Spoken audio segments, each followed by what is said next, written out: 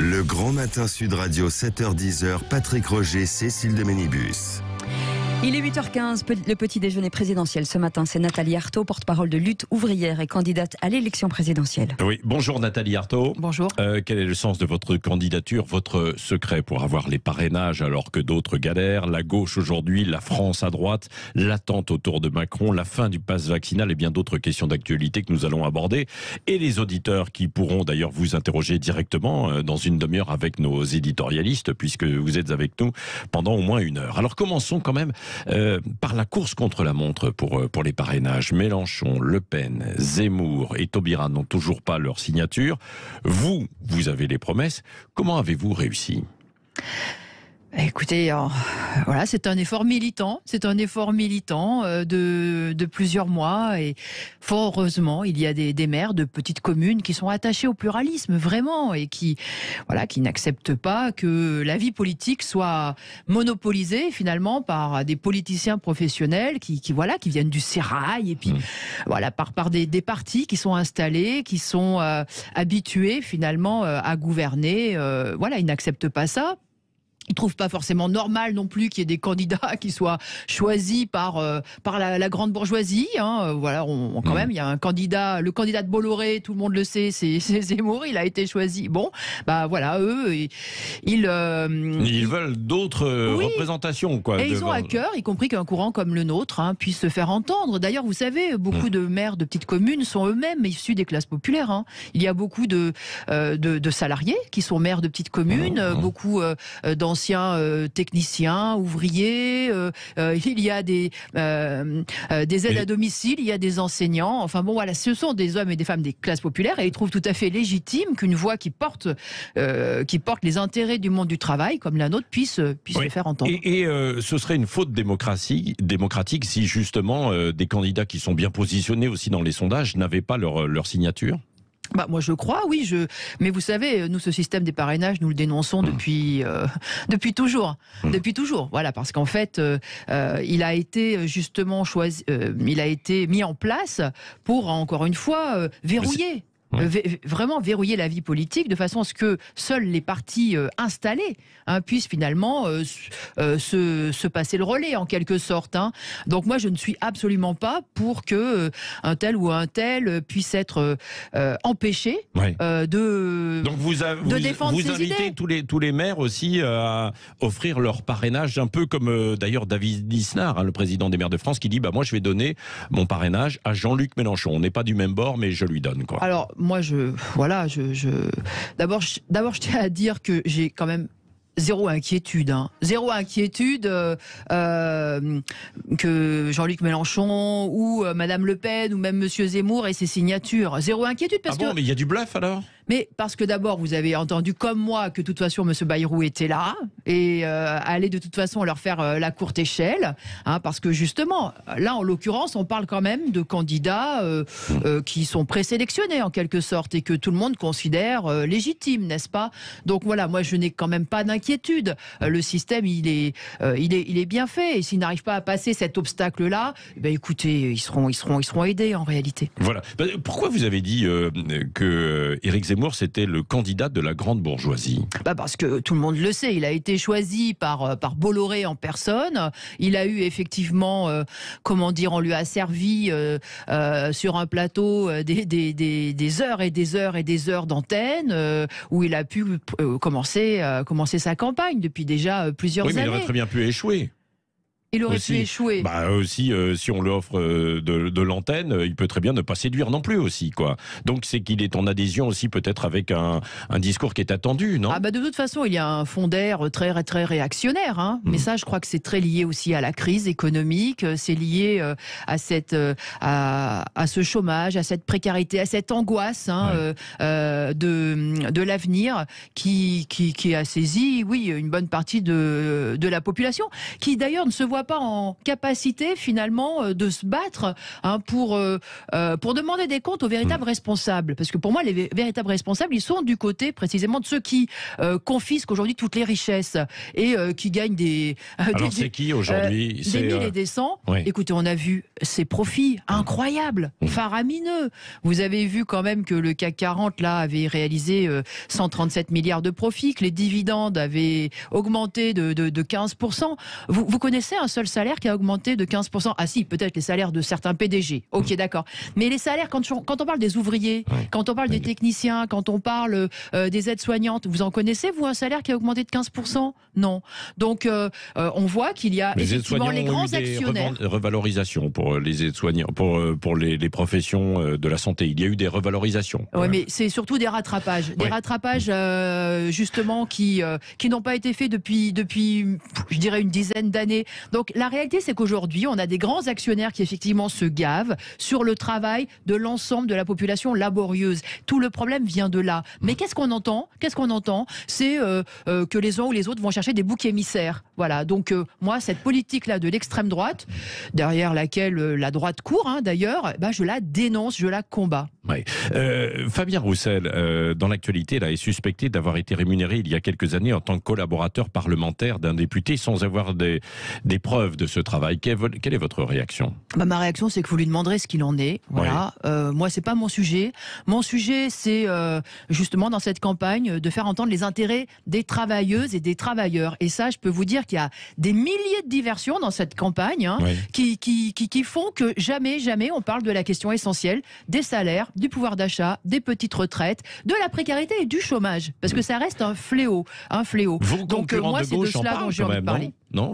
Vos concurrents de gauche en parlent tout de même. Jean-Luc Mélenchon, Fabien Roussel également, à ce micro, il était là il y a quelques jours, il en parlait, quoi. Et d'autres, non? Certes, beaucoup en parlent. Bon, moi, j'aimerais aussi pouvoir justement mettre en avant les perspectives, la politique que je porte vis-à-vis de ça. Parce que elle est différente. Elle est différente. En quoi elle est différente, alors? Elle est différente dans le sens où, moi, je dis clairement qu'il va falloir prendre sur les profits.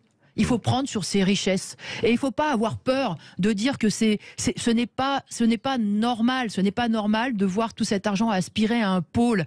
Et il faut réaliser que ces milliards, ce sont nous qui les produisons, qui les fabriquons. Ils devraient revenir en salaire, en emploi, en amélioration des conditions de travail. Parce qu'il n'y a pas que, d'ailleurs, la question des salaires, mais c'est aussi la question des conditions de travail. Les cadences, elles sont devenues infernales. C'est des rythmes de travail qui sont délirants. D'ailleurs, tous ceux aujourd'hui qui sont sur la route, qui vont au travail, je pense, le ressentent, voilà. Et tout ça, il faut le changer. Et ce qui me distingue, moi, par rapport à tous les autres candidats de gauche, c'est que moi, je suis candidate pour dire que les travailleurs, ils ont eux-mêmes la force et la capacité de changer cela. Cela dépend de leur lutte collective, cela dépend de leur capacité à s'organiser, à se rassembler et à mettre en avant leurs revendications. Moi, je pense que ce qui se passe aujourd'hui à Biomérieux, à Lyon, il y a une grève sur les salaires, une grève assez importante qui s'étend d'ailleurs, qui essaye en tout cas de s'étendre. Je pense à ceux de Lustucru, je pense à ceux de Dassault, je pense à tous ceux qui se sont battus là ces derniers jours et ces dernières semaines sur les salaires. Eh bien, je pense que c'est la bonne voie. C'est exactement cela qu'il faut faire, parce qu'en fait, il faut s'affronter à ces financiers, il faut s'affronter à ce grand patronat. Et est-ce que nous serons toujours concurrentiels face à la mondialisation, si on augmente en fait les salaires? Non, mais c'est une question très cash que je vous pose, parce qu'on sait que nous sommes en concurrence aujourd'hui. Un ouvrier que vous défendez à Rodez ou ailleurs est en concurrence aujourd'hui avec un Chinois ou avec un Roumain qui gagne 10 fois moins parfois. Oui, vous parlez de la fameuse compétitivité. Il faut rester compétitif.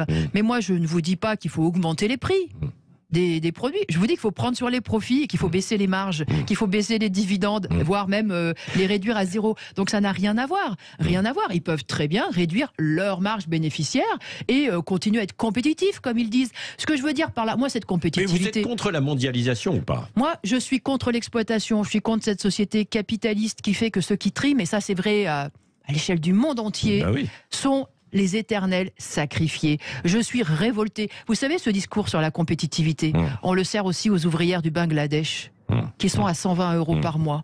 On leur dit, mais enfin, mesdames, Je ne sais pas si on les appelle mesdames d'ailleurs, j'en doute. Hein. Mais on leur dit, mais écoutez, vous demandez quoi, 20 € de plus, mais on serait plus compétitif, on serait...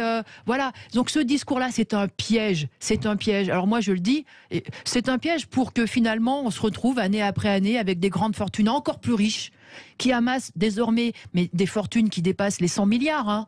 Les 100 milliards d'euros, les 100 milliards de dollars. Là, on a le plus riche de la planète. Alors maintenant, je les confonds, mais c'est Elon Musk. C'est Elon Musk. Il est à 300 milliards de dollars. Il y a Jeff Bezos qui lui court derrière avec 200 milliards. Bernard Arnault, il a plus de 100 milliards. On va où, là? On va où? Il y a des riches aujourd'hui qui se baladent dans l'espace. Et les travailleurs, les ouvriers, qui triment du matin au soir. Ou alors ceux qui ont travaillé toute leur vie, parce qu'il faut penser aussi aux retraités, qui peinent à se chauffer, qui peinent à faire leur plein d'essence. Mais attendez, c'est hallucinant. C'est hallucinant. Emmanuel Macron devrait se déclarer dans quelques jours. Qu'est-ce que vous attendez en fait de sa déclaration et surtout comment vous pourriez juger son quinquennat? Écoutez, je le juge comme le juge tous ceux qui sont mobilisés dans le mouvement des Gilets jaunes, dans le convoi de la liberté là ces derniers temps. Je le juge comme le juge tous les salariés des hôpitaux. Hein, c'est-à-dire, c'est un bilan qui est accablant du point de vue du monde du travail. Voilà. Alors, je pense qu'en effet, la grande bourgeoisie, les plus riches, ils ont de quoi être très heureux et très reconnaissants. Donc la grande bourgeoisie aussi, parce que vous avez dit qu'elle était derrière Zemmour, elle est derrière Emmanuel Macron. En tout cas, Bolloré n'est pas derrière Emmanuel Macron, il est derrière Zemmour. Mais en même temps, il est un peu ingrat, parce que quand même, Emmanuel Macron a fait beaucoup quand même pour ses affaires aussi. Donc, j'ai l'impression qu'ils ont été en bisbille quand même. Bien sûr qu'Emmanuel Macron a beaucoup fait pour les plus riches. Ça, c'est une évidence et tout le monde le sait. Ça a démarré avec la suppression de l'impôt sur la fortune et puis avec la réduction de tout un tas d'impôts qui ne sont plus payés aujourd'hui par les entreprises. Donc évidemment, pour eux, c'est un bilan très positif. Mais pour tous ceux qui galèrent, y compris qui trouvent toujours pas d'emploi, qui ont toujours pas d'emploi, qui ont pu traverser la rue dans tous les sens, et pourtant qui trouvent toujours pas d'emploi. Le chômage a baissé quand même. Non, le chômage n'a pas baissé. Les statistiques de Pôle emploi en catégorie A ont un peu baissé, mais l'ensemble d'ailleurs... Il y a beaucoup de secteurs où on ne trouve pas de... Il y a beaucoup de secteurs où on ne trouve pas de main-d'œuvre en fait, et d'employés, de salariés. Je tiens à dire que ceux qui sont inscrits en Pôle emploi, toutes les catégories confondues, ça ne baisse pas. On est toujours à 5,7 millions de femmes et d'hommes qui cherchent un vrai travail qui leur permette de vivre. Voilà. Alors après, vous parlez donc des emplois non pourvus, c'est ça? Oui, c'est ça. Oui, écoutez, je crois que beaucoup de patrons comprennent que ces emplois non pourvus le sont parce que le salaire, les conditions de travail ne permettent même pas de vivre dignement. Donc voilà, en fait, ils sont eux-mêmes pris à leur propre piège. Le piège, effectivement, des bas salaires et de cette course folle là à la rentabilité, au rendement. Oui. On y reviendra tout à l'heure puisque vous êtes avec nous jusqu'à 9h, mais il y a encore deux questions aussi d'actualité. L'Ukraine, votre positionnement face à la Russie de Poutine? Alors moi, d'abord dans ce conflit, je pense aux populations. Je pense que les populations, elles sont piégées, mais vraiment piégées. Elles sont prises au piège d'un conflit qui est pas du tout le leur, en fait. Et ce qui vraiment me touche, me révolte, c'est de me dire que des femmes et des hommes qui vivaient ensemble, mais vraiment ensemble, entremêlés même, qui russophones, qui donc ukrainiens, qui étaient mariés, qui avaient de la famille, voilà, qui étaient mélangés, leurs voisins sont en train de se déchirer et sont poussés les uns les autres à finalement se ranger dans un camp et qui sont poussés à la haine nationaliste. Et ça, vous voyez, c'est le fruit de quoi? C'est le fruit des rivalités entre les grandes puissances. Et moi, je pense que le conflit, il incombe d'abord et avant tout en fait au jeu des Américains et de l'OTAN qui n'est pas du tout une agence de paix, qui est une alliance militaire qui avait été d'ailleurs construite contre l'Union soviétique et puis qui ne sait pas autodissoute quand l'Union soviétique a éclaté. Non, qui est resté et qui continue effectivement d'établir une série de bases militaires aux portes de la Russie. Poutine a raison de réagir dans ces conditions. C'est un jeu, c'est évidemment chacun veut marquer son territoire, chacun veut avancer, c'est une guerre économique, une guerre d'influence, et ça c'est vraiment comme à l'époque de Trotsky. Alors là on mélange absolument tout, mais c'est une guerre économique, mais c'est inscrit vraiment au cœur du capitalisme. C'est ça la concurrence aussi. C'est des rivalités économiques qui sont prêtes à dégénérer en guerre tout court. Et les victimes de tout cela, c'est les populations qui n'ont rien demandé, et qui sont toujours plongées davantage dans la misère. Oui, encore une question d'actualité. On marquera une petite pause et vous resterez avec nous. Il y a eu ce dramatique accident mortel de chasse ce week-end. Quelle est votre position, vous? Est-ce qu'il faut réglementer en fait de nouveau la chasse, voire l'interdire comme le demandent certains? Je ne veux pas trop m'attarder sur ce sujet, mais c'est sûr que c'est grave. La mort d'une jeune fille, 25 ans. En plus, la chasseuse avait 17 ans. Enfin, c'est deux vies là qui sont brisées. Et oui, sans doute qu'il faut réglementer. Et alors, il y a un problème là de montée en puissance de ces armes à feu. Voilà. Donc moi, je crois que tout ça, c'est sûr qu'il faudrait intervenir. Un nouveau cadre. Oui. Peut-être. Quoi. Merci Nathalie Arthaud. Vous restez avec nous, porte-parole de Lutte ouvrière, candidate à l'élection présidentielle. Vos appels 0826 300 300. Vous avez des questions à poser directement à Nathalie Arthaud. Eh bien, elle est là pour répondre et elle répondra aussi à nos journalistes et éditorialistes. Restez avec nous, les 8h31. Grand Matin Sud Radio, 7h-10h, Patrick Roger, Cécile de Ménibus. Il est 8h44 ce matin. Notre invitée Nathalie Arthaud, porte-parole de Lutte ouvrière et candidate à l'élection présidentielle. Et vos appels 0826 300 300 et direction le Lot-et-Garonne avec Fatima. Bonjour Fatima. Bonjour Fatima. Bonjour Cécile, bonjour Patrick et bonjour Nathalie. Bonjour. Alors votre question, oui. Alors voilà, ma question ce serait, qu'est-ce que vous auriez fait à la place du gouvernement, premièrement, et après, est-ce que vous pensez qu'il faut lever le pass vaccinal de suite ? Bon, c'est la gestion de la crise sanitaire, quoi. Donc sur le pass vaccinal. Ce que j'aurais fait, alors si la société avait été dirigée par un gouvernement au service des travailleurs, il y aurait beaucoup de choses qui se seraient faites différemment. D'abord, je tiens à dire que les hôpitaux publics seraient pas dans l'état que l'on connaît aujourd'hui. Ils seraient pas gérés comme des entreprises. Déjà, ça c'est une première chose. Et puis ces fameux laboratoires qui encaissent aujourd'hui des milliards et des milliards avec les vaccins, ils auraient été forcés à briser à lever leur brevet. Donc bon, il y aurait eu beaucoup de choses qui auraient été gérées de façon différente, et en particulier, bien sûr, qu'on se serait employé à protéger les travailleurs, parce que moi, c'est ce qui m'a frappé dans cette pandémie, c'est que, et c'est pas un hasard, les quartiers ouvriers sont les plus touchés, parce que ce sont eux qui n'ont jamais pu se confiner, qui sont allés bosser, qui ont fait tourner la baraque, et ils sont tombés malades, y compris dans la période où il n'y avait pas le vaccin, et beaucoup en sont morts. Donc il y a une surmortalité dans les classes populaires avec cette pandémie. Donc ça aurait été d'abord la priorité, protéger effectivement les salariés et pas attendre pour fermer.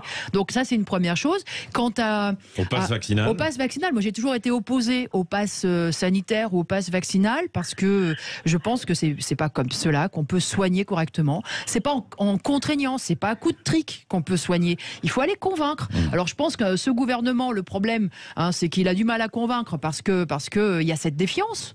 Parce que pour beaucoup, il n'est pas au service de la population. Voilà, donc il y a ce fossé là qui l'empêchait. Mais en tout cas, moi, je pense que il aurait fallu mettre en place des équipes mobiles, des équipes de ville pour aller vers les plus éloignés de la population, les convaincre, s'appuyer sur les associations, s'appuyer sur le milieu dans lequel ils évoluent, aller aussi vers ceux qui vivent dans les déserts médicaux, parce que c'est un vrai problème encore pour beaucoup. On le sait même pour les anciens qui ont eu du mal à se faire vacciner, et donc il y aurait eu sur les déserts médicaux, est-ce que vous seriez favorable justement à ce que les jeunes médecins aillent obligatoirement sur le terrain dans ces endroits où il y a moins de médecins? Je pense qu'on pourrait gérer les choses comme ça. Bon, moi, je suis enseignante, vous savez. Quand on est enseignant, on ne choisit pas le lieu, son lieu de travail.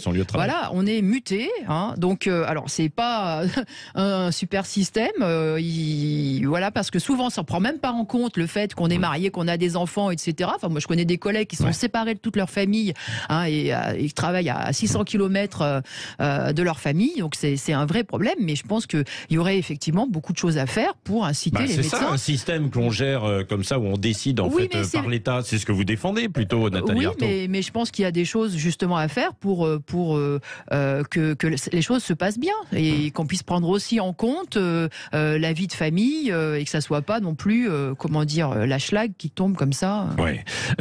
Merci donc Fatima pour votre question et puis les réponses donc très claires de Nathalie Arthaud. D'autres questions dans un instant au 0826 300 300 ainsi qu'avec nos journalistes et éditorialistes. Question avec vous Cécile avant Arlette Chabot. Oui, vous le disiez, vous êtes enseignante. Aujourd'hui, l'enseignement et la politique ne font pas toujours bon ménage. Vous êtes enseignante en économie. Comment préserver la neutralité dans vos cours, justement ? Je fais mon travail.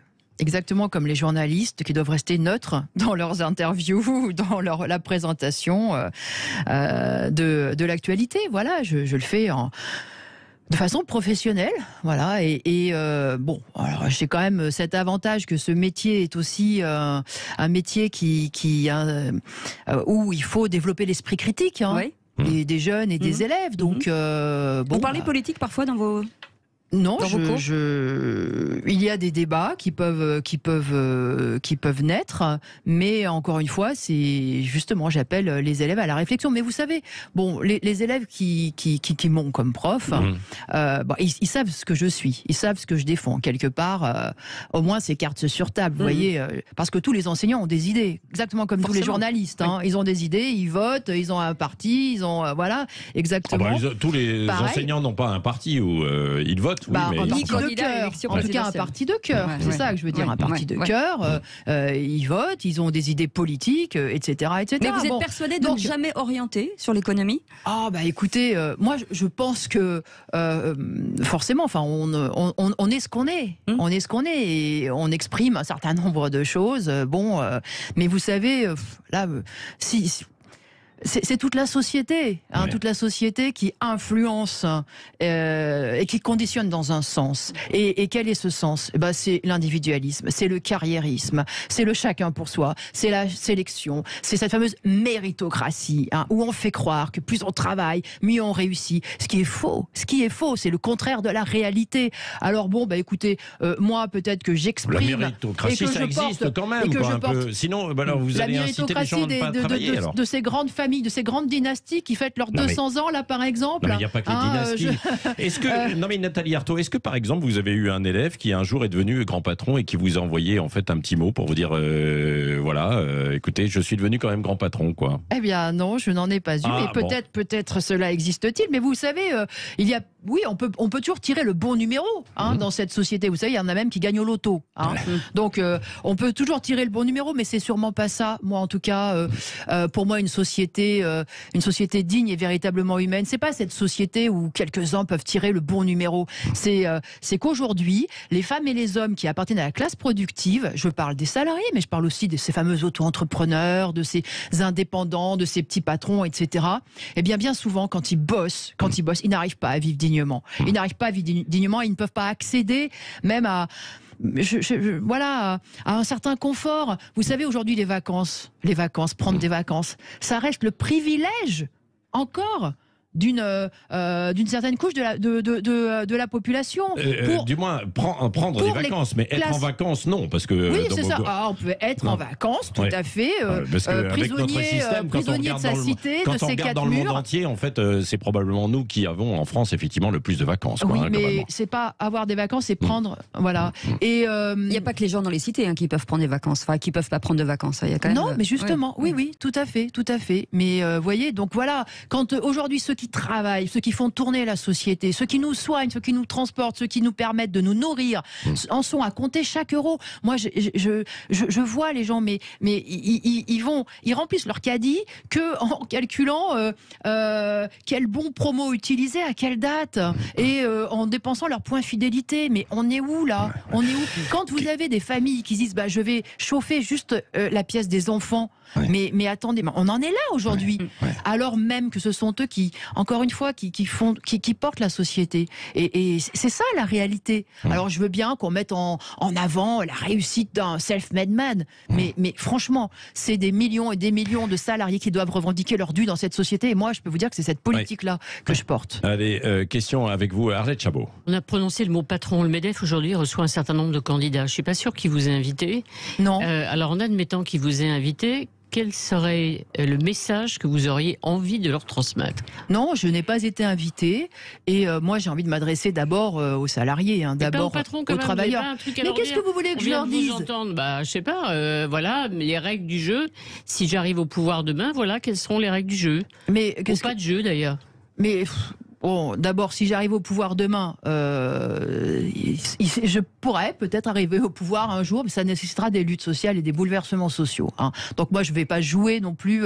C'est pas un jeu de rôle. Moi, je défends une politique dans cette campagne, mais encore une fois, moi, toute ma politique, c'est de m'adresser aux travailleurs, aux travailleuses et aux travailleurs, et c'est de leur dire finalement, vous avez vous-même entre les mains la possibilité de changer votre sort. Voilà, vous pouvez faire les choses, vous pouvez vous organiser, faire pression et faire avancer, mais 1000 fois mieux vos intérêts que y compris en votant pour un tel ou pour un tel. Parce que c'est comme ça que ça a toujours fonctionné. Les droits sociaux, les avancées sociales, de meilleurs salaires, y compris la réduction du temps de travail, ça a été le fruit des luttes collectives, d'un rapport de force. Et moi, c'est cela que je porte dans cette campagne. C'est d'abord ça que je porte. Alors après, le patronat, le MEDEF, il sait très bien ce que revendiquent les salariés. Ils se réunissent, mais du matin au soir. Ils font des réunions, en veux-tu, en voilà. Ils savent que les salariés, ils veulent des augmentations de salaire. Ils les donnent? Non, ils ne les donnent pas. Ce sont des miettes. Ce sont des miettes. Et c'est même pas l'inflation parfois. C'est même pas l'inflation qu'ils proposent. Vous vous rendez compte? Donc ça, vous savez, quand on est salarié, là je pense à la grève qu'il y a eu à la RATP dernièrement. Quand on est salarié, on sait que c'est pas de se mettre autour de la table avec le patron. C'est le rapport de force, c'est la bataille, c'est la bagarre. Juste un mot. Vous n'avez rien à dire au patron. Ça, j'ai compris. Le quoi qu'il en coûte n'a profité qu'aux entreprises, ou il a quand même profité aux salariés? Il a surtout, bien sûr, profité aux grandes entreprises. Aux grandes entreprises. Pas les salariés, ça c'est sûr. Ils n'en ont pas bénéficié, ça a évité des fermetures d'entreprises.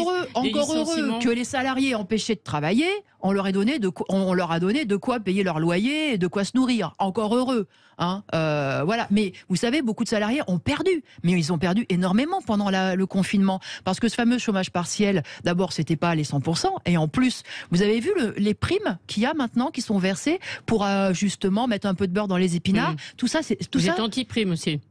Mais moi, je suis pour des augmentations de salaire parce que ces primes-là, je tiens à le dire, ce sont des pièges. Ce sont des pièges, mais en fait, c'est l'alibi pour ne pas augmenter les salaires de base. Et le problème, c'est que quand on se retrouve en maladie, il n'y a plus de primes. Quand on se retrouve à la retraite, regarde, comment est calculée la retraite? Sur le salaire de base. Et moi, je connais des millions de gens, et des femmes en particulier, qui pleurent quand elles découvrent le niveau de leur pension de retraite. Donc ces primes, c'est un véritable piège. Un piège pour pas augmenter les salaires. Et ça, on en crève. Oui. Nathalie Arthaud, autre question au standard 0826 300 300. Qui est avec nous? C'est Jean, je crois. Jean, bonjour. Jean, bonjour. Bonjour Jean. Posez votre question. Oui, d'abord, je m'amuse beaucoup d'écouter toujours des discours qui datent d'Arlette Aguillet et qui continuent à être les mêmes. Tant mieux si ça... Je trouve que Nathalie Arthaud vit dans un autre monde. Je suis pas dans la même France qu'elle. J'ai été apprenti, j'ai été commis, j'ai été salarié, j'ai été restaurateur. J'ai commencé à 14 ans, j'ai né 63. Et je pense que je vis dans un pays où les salariés ont une super protection et qu'il faut arriver à des situations extrêmement graves, excessivement graves pour qu'un salarié puisse gagner au prud'homme. Donc je pense que vous vivez pas dans le même pays que moi, donc vous bouffez du patron, vous bouffez du riche, c'est votre... Mais enfin bon, je suis tranquille, vous êtes à 0%. Et moi je comprends pas pourquoi vous continuez à vous présenter, parce qu'aujourd'hui... franchement, vous êtes encore pire que les communistes, pire qu'encore que les soviets. Et je pense que vous êtes complètement à l'armage. Donc, vous êtes en plus enseignante. Donc, vous êtes dans un milieu hyper privilégié en tant que salarié, en tant que vacances, ainsi. Enfin, vous débitez des choses que je vous écoutais, je trouvais ça hallucinant qu'on puisse en 2022 encore parler comme ça. Alors la bon, question, Apparemment, on n'est pas dans le même monde. Jean, elle va vous répondre sur pourquoi elle se présente, justement. Parce que c'est ça, et avec votre réflexion, hein, évidemment. Non, mais apparemment, on vit pas dans le même monde, ou en tout cas, vous n'avez pas envie de regarder, vous, le monde des classes populaires. Et, il vient des classes populaires. Hein, oui, il le vient, mais justement, il l'a quitté manifestement, il lui tourne le dos, et voilà, il veut pas voir qu'aujourd'hui encore, il y a des travailleurs pauvres. Voilà, pauvres, mais pauvres qui doivent être... Et vous savez, c'est quand même assez... Quand on voit que le gouvernement s'est dit, bah oui, il faut qu'on aide les gens à faire leur plein, on va leur faire un petit chèque énergie de 100 €. Quand on voit un gouvernement qui dit il faut une prime d'activité, quand on voit le gouvernement qui explique, voilà, bah, les APL, bon, mais qu'est-ce que ça veut dire, ça ? Ça veut dire que le gouvernement reconnaît, avoue, que les salaires ne permettent pas de se loger, de se nourrir, de faire son plein d'essence. Il le reconnaît lui-même, c'est pas Nathalie Arthaud qui le dit, c'est le gouvernement qui le reconnaît lui-même. C'est la politique de l'aumône. Alors moi, oui, je porte cette idée que les travailleurs, ils ne demandent pas la charité, ils ne veulent pas être aidés pour se loger, pour se nourrir, ils veulent pouvoir vivre de leur salaire. Et c'est quand même la moindre des choses. Je suis désolée, mais quand leur travail, il permet à une minorité d'engranger des milliards et des milliards, mais c'est le cas. On m'accuse d'être caricatural, mais ce sont les inégalités aujourd'hui qui sont caricaturales. Ouais. C'est quand même de la folie. Ouais. C'est de la folie. Vous savez quand même, bon, c'est l'homme le plus riche du monde, je vais prendre l'extrême, mais quand même, c'est significatif. Il encaisse 3,8 millions d'euros par jour au titre des dividendes de 2021. Ça fait du 2 SMIC à la minute. Alors vous pouvez me dire comment on arrive, et là j'en prends un, mais on pourrait prendre Muliez, on pourrait prendre voilà, les grandes familles, les grandes fortunes, mais vous vous rendez compte, il y a de l'argent qui dégouline à un pôle, l'argent, et ceux qui la portent, moi je n'accepterai jamais que des ouvriers qui sont dans les abattoirs, dans les usines d'agroalimentaire, dans l'usine de l'automobile, dans l'énergie, que les aides-soignantes, que les facteurs, que soient dans l'angoisse de ne pas réussir à remplir leur frigo demain. Ouais. Voilà, cette société-là, je peux vous dire qu'elle ne mérite pas, elle n'a pas d'avenir. D'abord, elle n'a pas d'avenir. Alors voilà. Bon, un dernier mot, Nathalie Arthaud. Il y en a toujours qui, bien sûr, passent entre les gouttes, qui arrivent à s'en sortir, qui sont heureux de vivre. C'est un peu la méritocratie, on va pas revenir dessus aussi. Mais de faire leur petit cocon, etc. Ouais. Mais voilà, ils arrivent comme ça à se mettre des œillères, etc. Mais notre monde, il est comme ça. Il est comme ça. Et c'est ce qui crée aussi toutes ces frustrations, ces humiliations, cette violence aussi que porte la société. C'est le fruit de tout ça. Moi, c'est pas dans cette société-là que j'ai envie de vivre. Ouais. Est-ce que vous n'êtes pas, dernière question, pas prête à répondre par exemple à un appel de l'Union de la gauche, quand on voit l'état de la gauche dans les intentions de vote en fait aujourd'hui? Est-ce que vous seriez prêt à vous réunir? Non, parce que moi je n'aspire pas à la gérer, cette société capitaliste. Je veux pas la gérer, je pense qu'elle peut pas fonctionner bien pour le monde du travail. Quoi. Parce que elle est fondée sur l'exploitation. Parce que voilà, elle ne fonctionne bien en fait que pour ceux qui ont des capitaux, qui ont de la richesse. Donc moi, cette société-là, je veux la changer. Donc la gauche, elle n'est pas là pour être aux affaires finalement, si je vous écoute. Quoi. La gauche gouvernementale, elle aspire à aller aux affaires. D'ailleurs, elle l'a fait, mais constatons qu'à chaque fois qu'elle a été au pouvoir, elle a mené une politique qui ressemblait comme 2 gouttes d'eau à celle de la droite. Et elle a tapé sur les travailleurs. Non, non. Ce que je veux, c'est que les travailleurs, eux-mêmes, ils prennent finalement les choses en main, qu'ils prennent le pouvoir. Moi, j'aspire à ça. Et vous savez, il posait la question pourquoi, alors que je fais 0,4, 5 ou 0,6%, et parfois dans certaines élections même plus, pourquoi je me présente? Eh bien, je me présente parce que je sais que ce que je porte, les idées que je porte, eh bien, ça conforte tous ceux qui ont envie de se battre, tous ceux qui ne se résignent pas, tous ceux qui cherchent à s'organiser et à se défendre pour leurs conditions de travail, pour leur salaire, pour leur retraite, pour l'accès aussi à la santé. Donc, ça les conforte dans leur combat et c'est ça l'essentiel. Parce qu'en fait, les choses, elles changent ainsi, par les luttes et par les rapports de force. Donc voilà, moi, encore une fois, je suis candidate pour dire notre sort ne changera pas par les urnes. Mais il changera par nos propres mobilisations. Donc oui, je porte cette politique-là. Voilà, merci Nathalie Arthaud, porte-parole de Lutte ouvrière et candidate à l'élection présidentielle. On a débordé un petit peu, mais c'est normal. Quand on est dans un petit déjeuner présidentiel, dans quelques minutes, on retrouvera Éric Revel. Revel en campagne sur les cabinets de conseil. Derrière, on en a beaucoup entendu parler. Et là, on va l'évoquer en fait de nouveau. Restez avec nous, il est 9h02.